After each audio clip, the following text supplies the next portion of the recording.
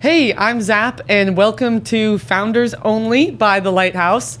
Super excited for my guest today. He has scaled sales organizations from 3 people to 120, has been part of a 30x exit, and spent 15 years becoming one of the best go-to-market operators in vertical SaaS. Then he decided to bet on himself and started building. Jimmy Speyer is the founder of GlassHouse, an outbound sales platform for home service businesses, and he's here to talk about what it actually looks like to go from operator to founder. All right, Jimmy, let's get into it. Cool, thanks, Zap. You've been on the operator side for 15 years before founding GlassHouse. What made you stop helping other people scale and finally start building your own thing? So there's 2 things primarily. I had this conversation today with a former CEO that I used to work for this morning, actually. So I still stay in touch with him. So I have one part, which is kind of about the leadership aspect. The easy answer is if you have nieces or nephews, it's kind of like that, right? Like, so I always really loved the businesses I would be a part of. And I felt like being all in was really important. And I would take that approach. But at the end of the day, it's like your nieces and your nephews. Do you have nieces and nephews? Not yet, no. Okay. So you will love them, but it will not be the same as your own kids. And so I have some nieces and I have 2 boys, my own boys, and I love them all, but it's different when they're yours. And I always wanted to have like the full human experience before I had kids. My wife was like, we should have kids. I was like, put that off. I kept saying we're not ready, and I felt like I needed more money and things like that. And she was the smartest person I know. She's like, if we wait till we're ready, we'll wait forever. We'll never be ready. I was like, okay, I can't really argue with that point.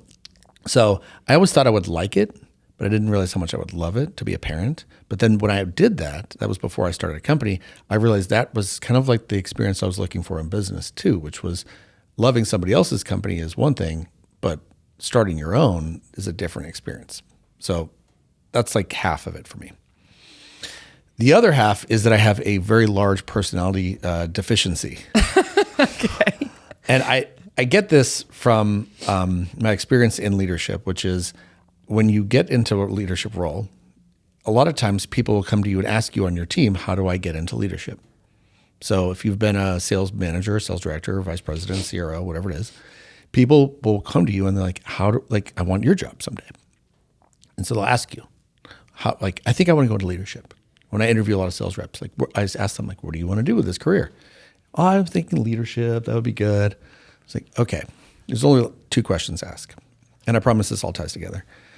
The first question is, what do you think that job is?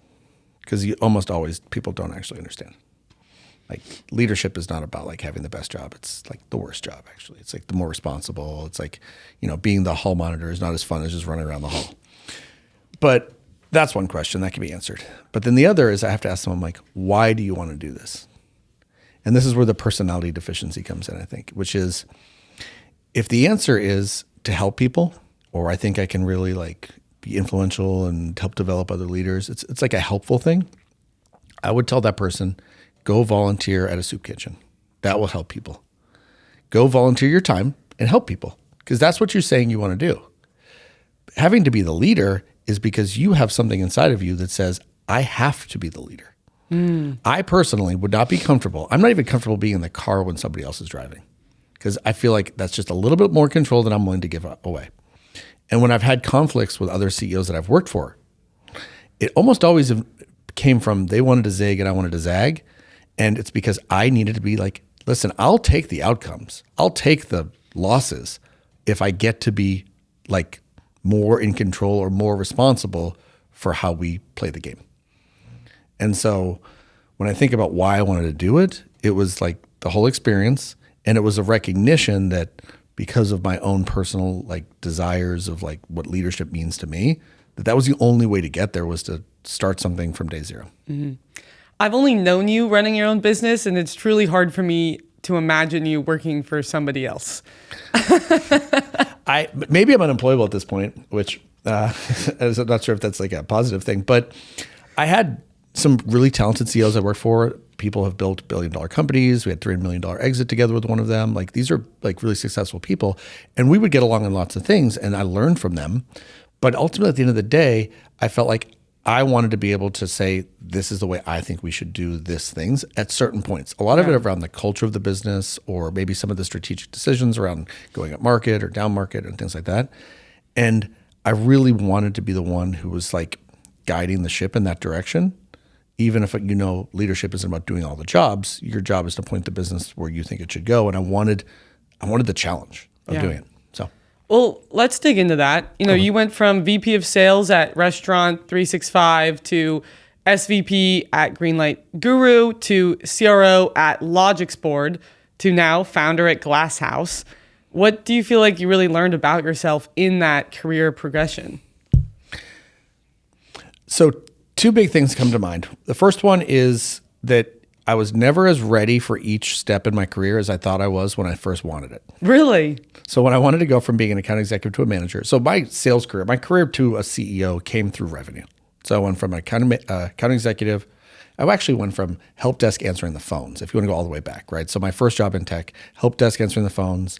Then I got into project management and then account executive. So in sales, I got account executive. I got a taste for sales. I was like, ooh, I like this part. This is fun. It takes a lot of the things I'm doing in other places and it focuses it.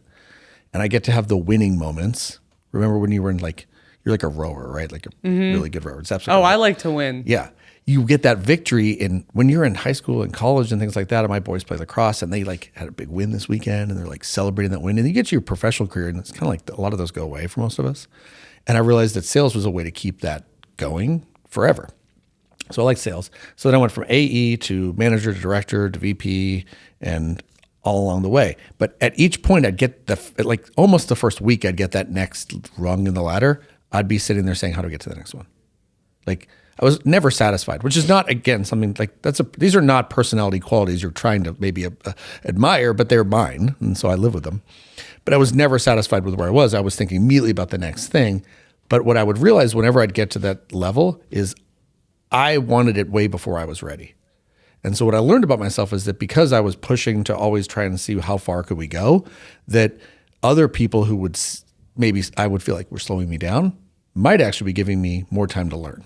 And so that pace is important, but having a goal and having a mission and moving towards it is actually more important than each rung on the ladder, as long as you have a plan along the way. So that one was really important. The other thing I learned as being a founder, so as I got into this seat and along the way and here was the mission really has to matter to me. When I started this company, I didn't have a clear mission. I just wanted to start a company. I didn't know what space I was going to be in. I didn't know what problem I was going to solve. And I didn't know exactly what I wanted the outcome to be. And so we were as a business, probably lost for the first year because I actually built a different product and we threw it away. It was solving a different problem that we didn't really like. The customers didn't care about it. I didn't have a mission. It's really hard to recruit people, founders, if you're watching, it's really hard to recruit people if your mission is to make $20 million. And it's really hard to get people to invest in your business if your goal is literally we're just going to make $20 million. A, that's not a big enough goal for investors. And B, how do you get someone to sign up to help you make your dream possible if it's not really something more important than you making some financial outcome? So defining a mission that you really care about is really, really important. Yeah. What is your mission? We want to help home service businesses win. And I love that because we are a sales-minded organization. We are an outbound sales-minded organization that helps our customers do outbound sales. And so our customers, many of them have never done outbound sales in their type of business ever. And so we wanted a mission that was listen, we're going to help you win more businesses, win more customers, but helping them feel like they're winning with our help and we're winning at that aligned our internal culture and our internal beliefs with the product, with their results. And so having a mission that everybody in the company could remember, it's easy to say, and that they could all get excited about doing that isn't just tied to the financial outcome of the business actually was really, really important. Yeah. You talked about for each of the roles, you wanted it, but when you got into it, you realized you weren't really ready. Was it the same when you became a CEO? Yes. How so? Well, so what I said there was I was never as ready. When I first wanted it, I wasn't as ready as I thought I was. Got it. And so often things would take a little bit longer. I wanted to start a business about a year and a half before I did. and we were moving to Nashville, and I was building a home, and I was like, I'm moving my family, and I wanted to start a business at the same time. And my wife was like, yeah, pick 2 of those things, not 3. And so moving the family and building a house and moving to Nashville, that was the 2 we were going to do.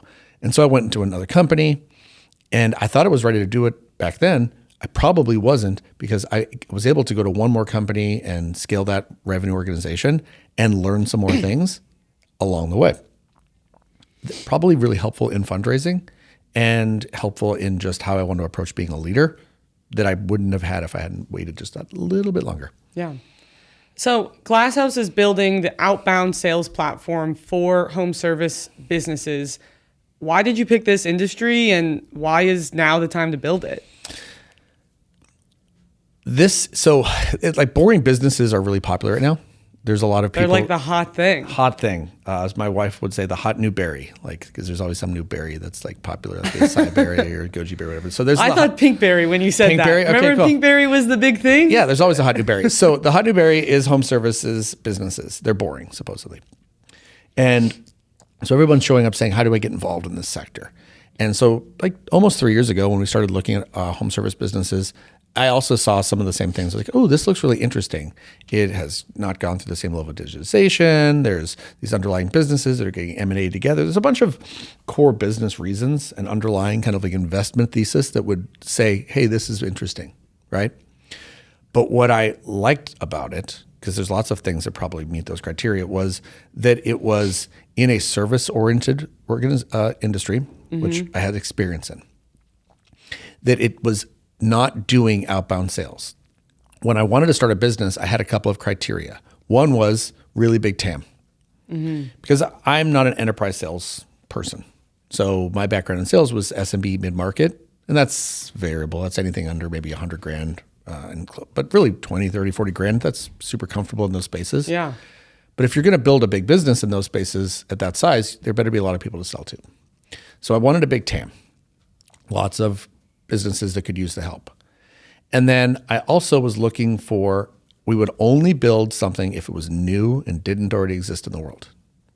So there was not going to be a me too or a follow or a slightly like, we're not going to throw AI into an existing product and just say it's that with AI.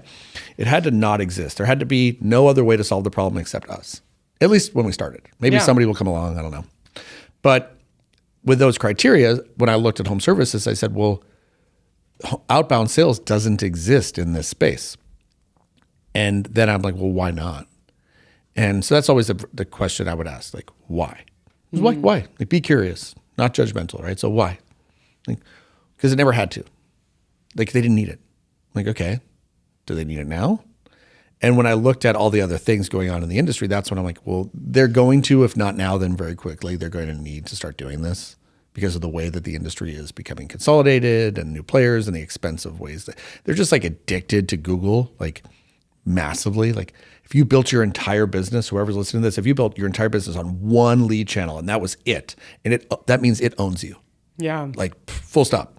So what I noticed was they're going to have to start diversifying some of this stuff. And my background in SaaS, doing inbound and outbound sales, and those things, was like, ooh, that's going to work here if we can make a platform and a company that makes it work. So all those things kind of confluence of events and things kind of just, that's why we picked it. That's why we stayed in it. It's like, after I got involved, it's like, ooh, this is where I want to be. Can you describe like your customer's problem and then GlassHouse's specific solution for them? Yes. The problem is that back even 5 or 6 years ago, every dollar you put into lead gen would spit out $7. So 5, 6, 7, 10 years ago, and pretty much for all of history, if you owned a HVAC company or a pest control company or a roofing company, you would put $1 in and you would spit $7 back on average. By running Google? By running Yellow Page ads, then running Google ads, then running Meta ads, and then putting up like every 5 or 10 years, some new thing would come along that you would put $1 into and it would spit $7 back out. It's been going on for a long time. And as they would get oversaturated, a new one would show up. Lucky day. And then COVID happened and it got real bad and then real good because actually we're all stuck in our house. So home service businesses, this is why they're like popular right now. It's this like glow effect of everybody being like, we should get involved in this. Everyone's stuck in their house. This is awesome. Sell things. They're stuck in these homes. Let's sell stuff to them. So it got bad and then real good. And then it got real bad because so many people piled into the industry. It's growing 3 to 5 times faster than the economy. Wow. People don't know that. Home service sector is growing, like the service sector is growing 3 to 5 times faster than the general economy and way faster than they're building houses. So you've got this pool of fixed, like relatively fixed pool of customers. Yeah. Because they're not building houses in America that fast. And so then you have more people showing up every day to serve these houses. It's growing super fast, so it's getting more competitive. So what's going to happen to the underlying lead channel? It's going to get more and more and more and more expensive. So when I said 1 to 7, $1 in, $7 out, if I could give you a business right now where you could get $7 for every dollar, your only problem would be how do I get more dollars to jam into this machine, right? Yeah. And then probably staff it. Well, now it's 3 or 2 or 1. And so that just doesn't work. So you put in $1 and you get $1 to $3 back, really. Yeah. And so if you're big, then you can buy up all that market share by basically saying, cool, I will keep all my competitors up by just buying up all the inventory. Yeah. But if you are medium size or smaller, you can't do that. And so the entry cost is getting very, very expensive and the likelihood of success is getting very, very low. And so now you're like existential, like threat-wise. Like, how am I going to keep my business alive, afloat, grow? If you want to grow, and let's say you're just like a PE firm and you've squished 6 of these things together. Well, you got to grow them. Yeah. How are you going to do that efficiently? And so it made doing outbound necessary, which is why that's how we help. We help our customers go just right around Google and go right to the homeowner. Stop waiting for them to call you. Go to the homeowner. You can email them. You can text message them. You can reach out to them directly, digitally, at scale, in a way that basically, to this point, has been impossible to do. It was just too hard. It's too complex. There's regulations. There's all this stuff. It gets in the way. And so it's just been like live on inbound, but now it's not necessarily the answer. Yeah. Wow. And then in this process, you also co-owned a Pink's window cleaning franchise. Yes. Tell me about that.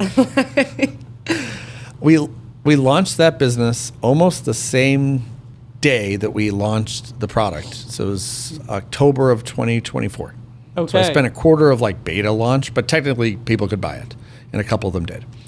We really went to market in 2025. But so we bought this franchise 6 months before, because what I realized after I told you we're spending kind of like a year learning and getting into learning about the problem, right? Because we showed up without a clear understanding of what I was going to do. And what I did realize was that I didn't really know that much about it.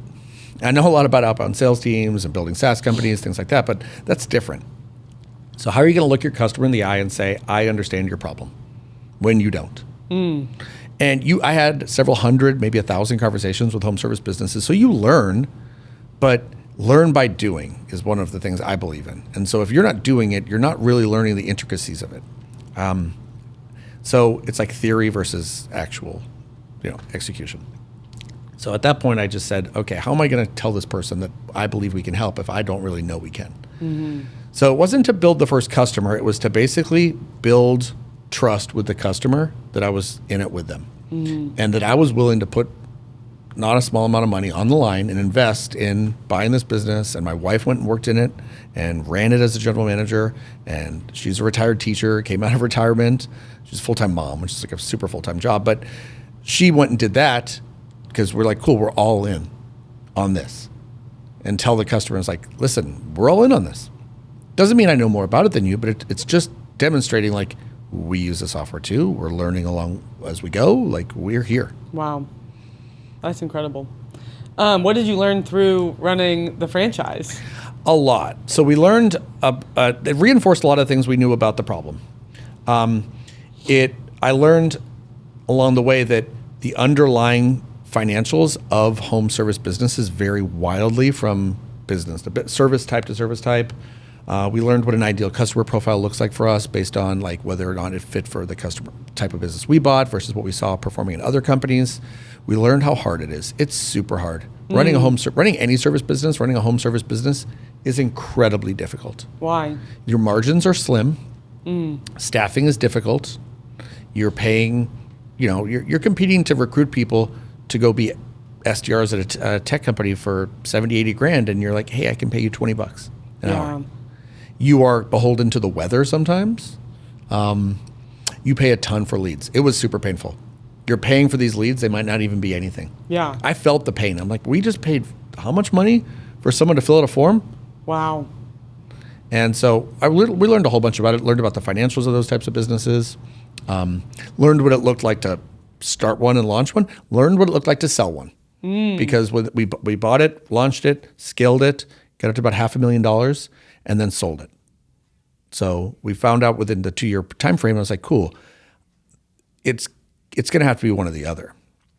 So we sat down and like, listen, we can keep trying to scale GlassHouse, or we can keep putting more effort into scaling this business, but to do both is going to be probably impossible. Yeah. And so we learned actually how to go through the sales process and exit a business and sell it, and get it to a sellable position too. That's amazing. What do you think is the hardest thing about being a founder that your operator background did not prepare you for? So when you're the operator, you can take as much radical ownership as you want in terms of like your own ethos. You can say like, I'm all in. Like I used to be called Mr. Restaurant 365 at one point. Like I was like super invested.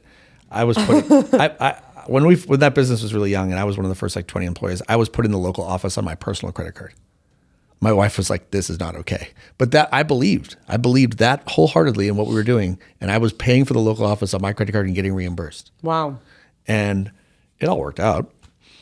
But you can be as in as you want, and it's still not the same, because at the end of the day, there was still the 3 founders that had to be ultimately responsible for if something really went sideways, or if I made a mistake or did something stupid, which happened lots of times. They had to ultimately either pick up the pieces or fix the problem or do what it was. And when you're the founder, the buck stops with you.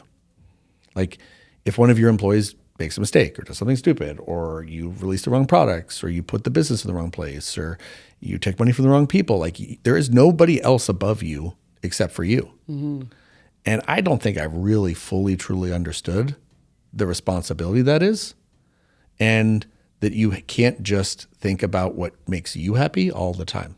You have to think about everybody else every single day, all day. And I don't think you have to make them happy. So so you become unhappy. So you have to make your employees, your customers, your investors happy. Hard to stay happy doing all that. It's not my job to make my employees happy. Oh, okay. There we go. It is my job to make them successful, and they have to be happy with that success. If you want to make everybody happy, sell ice cream. I don't sell ice cream. We make them successful. We give them meaningful and inspiring, hopefully inspiring work that they get to accomplish. They get to develop their careers. And if that makes them happy, then we have helped support them in making themselves happy with all of those things. I can make them all super happy for about 6 months. I can pay them double. We could all just futz off to Mexico and not work. I worked at a company where I think the CEO was real more interested in making everybody happy than making them successful. So he took the whole company to Mexico every year, $500,000 party. It was a good time, I'm sure. But ultimately, none of those people work there anymore because the business wasn't successful. So how happy were they the day they got fired? Not very. They were happy right up into it. And so I can make everybody really happy for a short, narrow piece of time, or I can make them successful. And if they're for a long period of time, or help them be successful. And if that makes them happy, then they'll be happy for a long time. Yeah. I mean, you've done a lot of hiring and managing, and you've scaled organizations from 3 to 120 people. What breaks first when you actually scale that fast?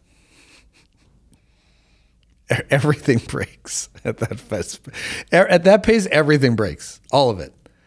But as long as you understand that that's going to happen and it's to be expected, it's like, nobody freaks out if the plan is terrifying as long as they understand the plan. It's like the plan is terrifying. But as long as you understand the plan, then it's okay. The plan is for everything to break. It's scary, but just sign up for that and it's okay.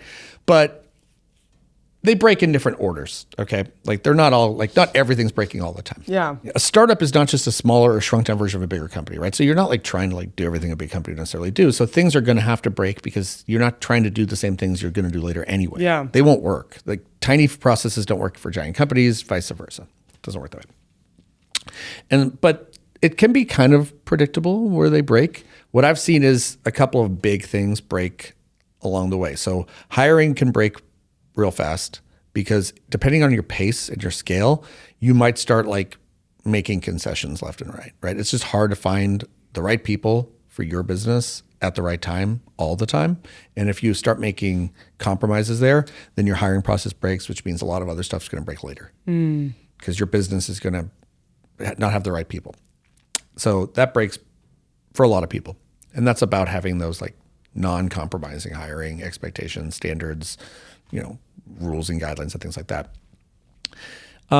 Reporting can break, like metrics break. You're not really sure what's working and what's not working anymore because you're doing so many different like things. And I see a lot of companies have like pretty poor understanding of like why things happen when they have a problem. So they can't fix it because they don't really build any structure to like how data works.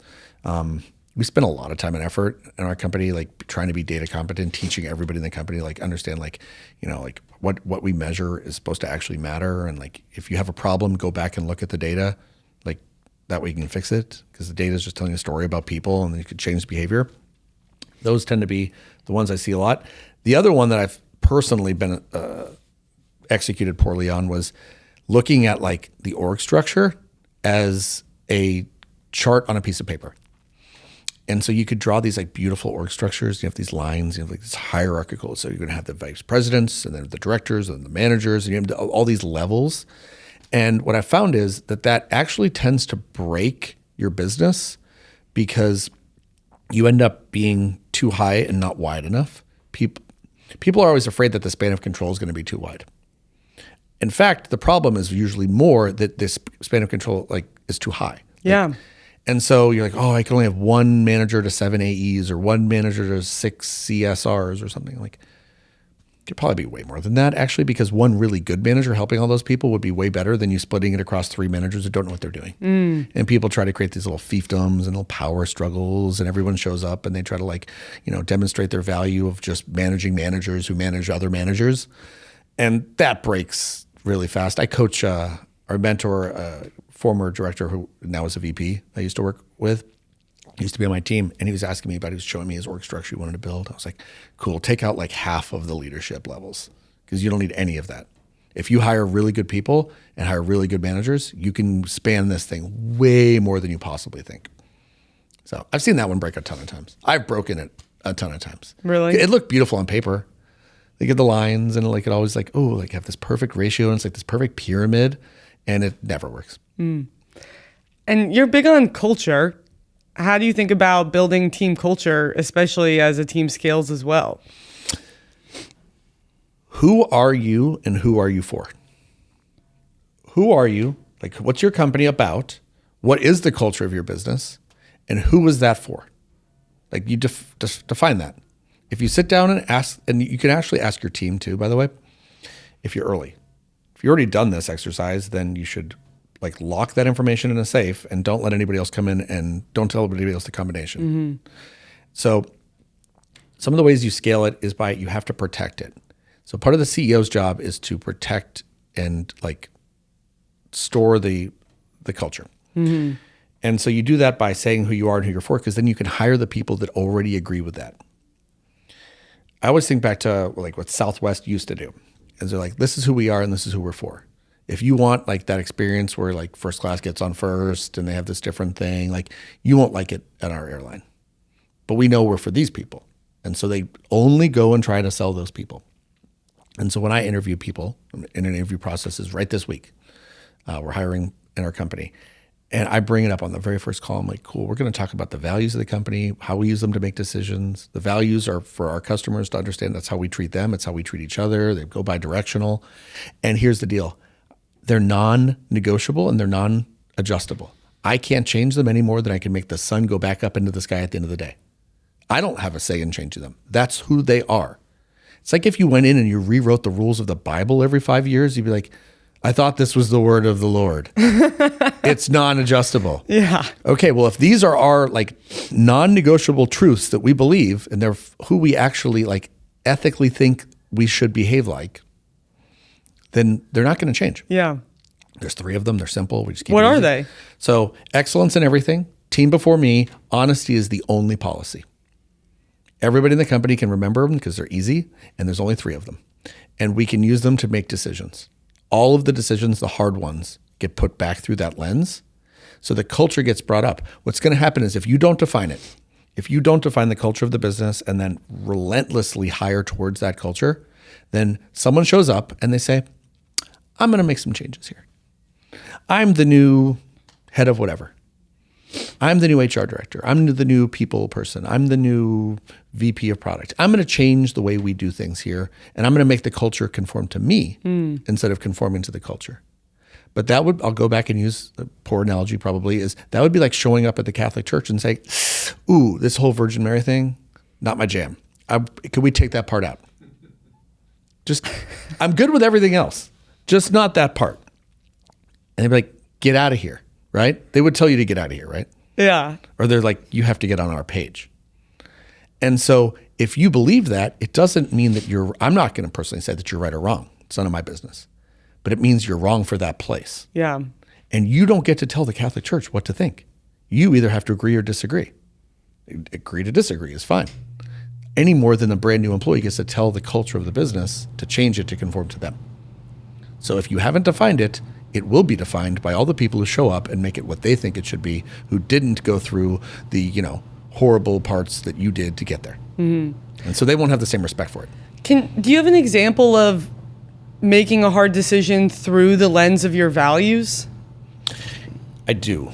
So it was a while back. We were looking at performance and different things like that of some different team members. And we had a team member that was underperforming and had been given coaching and given feedback. And ultimately, it didn't look like it was going to be the right fit. And within the different roles of the business, there's different reasons for that, right? Engineering, sales, CS, things like that. But at the end of the day, this person probably they weren't working out. The performance wasn't going to meet the needs of the business. And I said to the leadership of the company, I'm like, everybody here has to be leveling up the organization because we're small and we can't. It's not like a big company wants people to hide, but there is nowhere to hide here in terms of everybody matters so much that they have to matter so much because we're not that big. And if they're not helping everybody else, if I've got other team members over there who are basically being kind of stretched real thin, and then one person is not able to help those people, then I'm actually letting those people down, right? So this is you assess the problem and you're like, it's not an indictment of that human being, it's just they're not able to execute the job as it is needed to be done. Yeah. So we sat down and said, I think we need to hire a replacement. And the leader of that department was like, I need to hire a replacement. And we said, well, it's going to be a little painful to the team members if we let that person go before we get another person, right? So what are your options? Sit down, what are my options? We could go keep working with that person, hope it works out, but it's just telling everybody else to carry more weight, more water. We could hire another person and act like we're just adding to the team and then let them go so that there's no disruption in the immediate execution because everyone else is going to have to pick up all the work for a while, right? Yeah. Or you could let the person go and go find their replacement and commit to doing it as fast as possible. We sat down and the leader of that department came and they're like, I'm struggling with this, to the rest of the leadership team. So first of all, honesty is the only policy, so she can be transparent. She can come and she can say, I'm struggling with this decision. And we can all say, why? And she said, well, because it's not our value. I'm going to have to lie to everybody if we say we're opening up a new position, but we're not letting that person go. But then we know as soon as we know we are, that's not honesty is the only policy. And I feel like she said to me and one of the people had been there before her, y'all help build these values. If I don't live them, then I'm not living up to them. And I said, okay, well, then it's a pretty easy decision. You have to let that person go. You have to go let the team know what we did and the decision we made and why we got to it, and that you are going to move as fast as you can to replace that person with somebody who you believe will be able to help them do their jobs better and carry more, but that you're going to have to ask them to do more in the interim, which will be hard. But if you lie, then you've compromised our values, which we do not do here. And that's what she did. Wow. And it would have been easier to just lie. Yeah. But we don't do that. Ever. That's such a great example. I'm I don't even know what to say to it. That's great the thing about values in your company is they are not words on a wall. They actually have to be who you are. And when we set these in our company, there's 3 of them. I didn't just go write them down and say, here's what I believe. We already had 7 or 8 people on the team, and we went to the team and said, what is this place? What do we believe? This is the moment we're going to codify this. We're going to put it in place, and we're not changing it. And then I had to help synthesize it and put it into like succinct words and all that stuff. But it took a month, did the work, put it down, and so they cannot be changed. But what they're there for is not for easy decisions. They exist for hard decisions. Easy decisions are easy. You don't actually need them. If you need values to tell you to like treat people well, that says a lot. Like, oh, we need values to tell us to like talk respectfully to one another. I'm like, you learned that in kindergarten. Like, that's not that hard. Values are, this is a hard decision. There's probably no good answer. In fact, there's only varying degrees of crappy answers. I hate them all. The values tell me which one I have to do. That's awesome. Well, shifting gear, I mean, it's hard to follow that up. That was a good story. Shifting gears, I love that you say all the time that people think sales is a personality, but they're wrong. It's actually a skill. And can you share more about your philosophy and beliefs on that? Yes. And so it's easy to say that. Like, sales is not a personality trait. It's a skill, and skills can be learned. Okay, let's break that down, and like, there's caveats, okay? Like, that's easy to write down or to say out loud. But what I mean by that is people think that it is a natural ability, and so you either have it or you don't. You are either salesy or you are not. You are a good speaker or you are not. But that is I think diminishes the role of a salesperson. I think it actually diminished, like, you were just given that God-given talent. You didn't have to do anything. It's like, oh, I just walked up on stage and I could just win like a singing contest without even trying, which I can't, by the way, because I sound like Kermit the Frog. So I'm not winning any singing competitions ever. But if you think it's just God-given talent, then it basically takes away all of the effort and work that it would take to get there. So that part I don't believe in. But really what I'm saying is you might have skills that you were born with that give you a predisposition to being good at sales. Just like you might have skills you were born with that give you a predisposition to being good at basketball. Like, if you're 7 feet tall, you're going to be ahead of the game. I'm 5'10", so you're going to be better chances of making the NBA than me at 7 feet tall. But it's not a guarantee, because there's 7 foot tall people walking around all over the place that never were any good at basketball at all, because either A, they didn't like it, B, they didn't put in any effort, they couldn't shoot a basketball any better than me. And so you take those skills and you practice them, and you practice. And so you can learn those skills if you have any natural ability.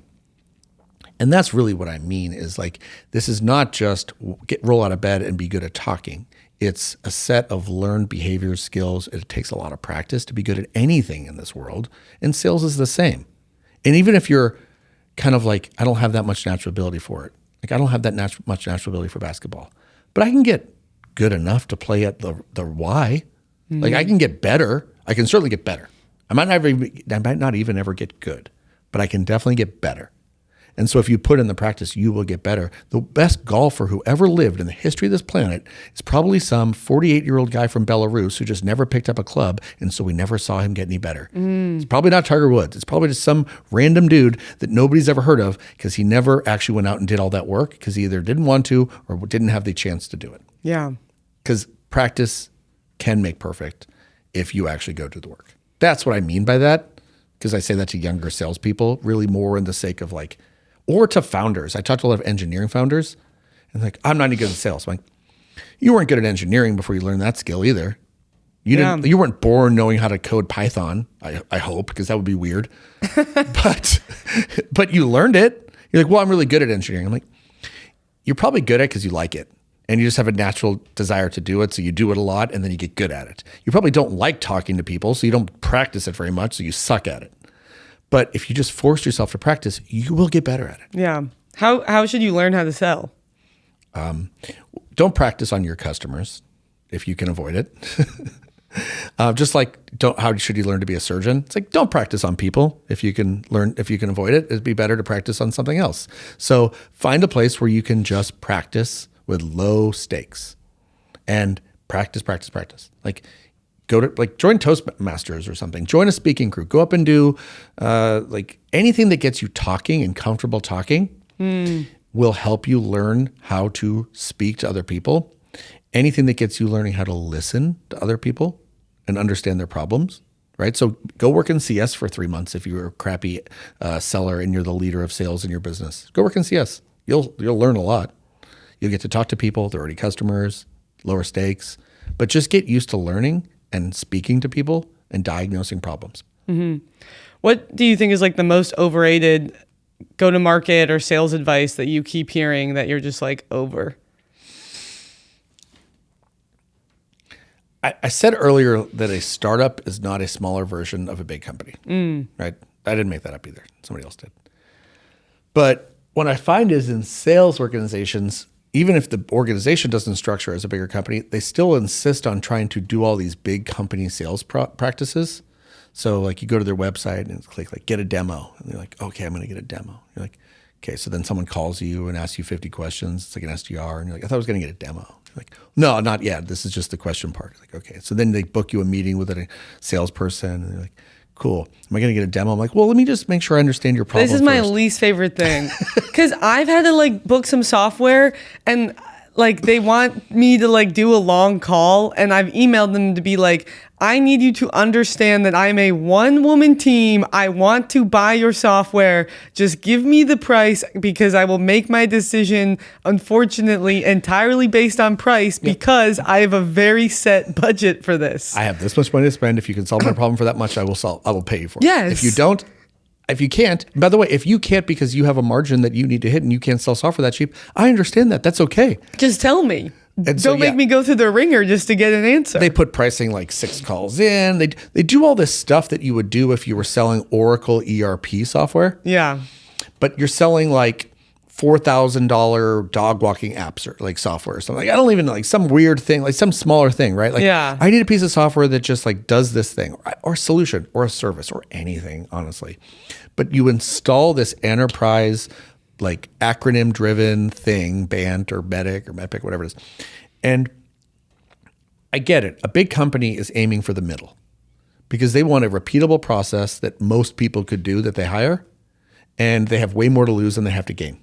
But a smaller company has way more to gain than lose. So they don't want a huge average team. They want a small, highly effective team. And so when you put these processes in place, you end up basically making it harder to sell stuff when you don't need to, so that you act more like a bigger company because you say, well, that's what they do and we want to be like them. I'm like, they didn't behave that. This isn't just sales advice, actually. I've seen this in like how you organize other parts of the business or how you think in terms of your business. Is they say, well, Netflix does this, we should do that. Netflix has this PTO policy, so should we. I'm like, none of us work at Netflix. We work here. What should this company do? Our customers aren't buying ERP software from Oracle. They're buying this thing from us. How do they want to buy that? And stop acting like somebody else. That's the thing I hate. And you see influencers selling these programs with 4-letter acronyms that, to me, I'm like, why? Why would anyone do that? Yeah. Great advice. Hopefully people are listening. All right, we'll wrap it up here. My last question for you, Jimmy, is, where is GlassHouse today, and what will winning look like for GlassHouse 5 years from now? Let's see, 17 team members with a hub here in Nashville. Amazing. Love to hear it. We picked Nashville. We moved here 3.5 years ago with the expressed goal of trying to build a startup and a software company in Nashville. I'm so glad I found you. And we met Zap. I met you, and that was really influential and hugely impactful in that. And it was great alignment. I think alignment is how you get great outcomes around, like, you want to build something in Nashville, and I want to build a company in Nashville, and you want to build a community for companies in Nashville. So that was awesome. So those team members, we've been growing. I think we're growing like 300% right now, annualized a year. It's like 15, 18% a month right now. It's a little more than that. We grew 2,000% last year, but it was like really small base. So like, don't brag too much, but growing really quickly, adding headcounts, building a bunch of stuff. So in 5 years, I don't personally set 5-year goals. But I can see what I want the company to be. I don't know if it takes us 2 years to get there or 5 or 7, but we want to basically be like, this is how you sell stuff if you're in home services. If you sell stuff in home services, GlassHouse is helping you. Inbound, outbound, sideways, upside down. I don't really care. We are helping home service businesses win and sell stuff. Then we're going to be hugely successful. And our company culture is super strong because people want to come here. If you are part of the Nashville scene in tech, you want to come work here because this is where you can learn to help to scale businesses, to build a culture of a company, be part of a company with a culture that is super strong. And all of my team members have the ability, this is the last one that's super important to me, to grow their companies here or learn the skills here that will then let them take them somewhere else to grow their careers. I say companies' careers. I want them to grow their careers here, or we want to help them learn skills that take them to the places they want to go, even if it's not with us. And we make that commitment to all of our team members. Actually, like on day one, I tell them, we have a commitment to your career. We're going to get you as far as you want to go here. And if where you want to go can't be achieved here, we're going to help you get where you want to go. And I want that to be a place where people come join this company because they know that. They know that we won't make them feel bad if they have to go, as long as they gave us everything they had while they were here. Amazing. How can people follow along with GlassHouse? How can they help you? We're easy to find on the interwebs if you want. So glasshouse.biz or go glasshouse.ai. We have an AI now too because we've got some AI robots running around in and outside of our software. So we're easy to find there. We're on like LinkedIn and social medias and things like that. We have an office in Nashville now, some people. So we're hiring. If you want to be part of what we're doing, our movement here, then we'd love to talk to you. If you're passionate about building your career, we're probably worth talking to. And yeah, if you're a home service business, then we can help. We want to help you sell stuff. Awesome. Thank you so much, Jimmy. Thank you. Thanks, Ab.